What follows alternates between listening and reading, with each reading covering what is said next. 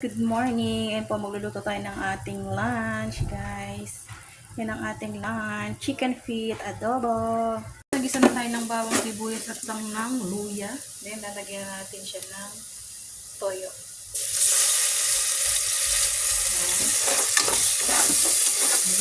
Megas lang, guys. Ayan. Then, pag nilagay na natin yung toyo, ilagay na natin yung ating feet. Chicken feet. Pre-cook na to, guys. Lalambutan na natin siya para mas lalong masarap. Then, tsaka ulit natin siya pakukuluan. Nare-cook na natin yan kanina, guys. Yan, pakukuluan muna natin ang ating lunch, chicken feet. Chicken feet adobo. Guys, ang ating chicken feet. Pakukuluan pa rin natin siya hanggang sa lumapot yung sabaw niya, guys. At mamaya pa rin natin yung titikman kung okay na ba yung kanyang lasa.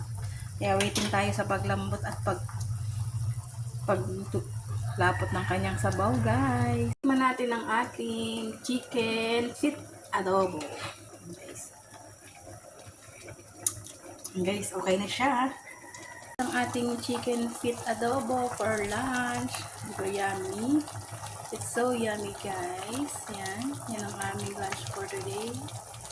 Kaya po, thank you for watching. Please follow, like, and share. Bye, guys.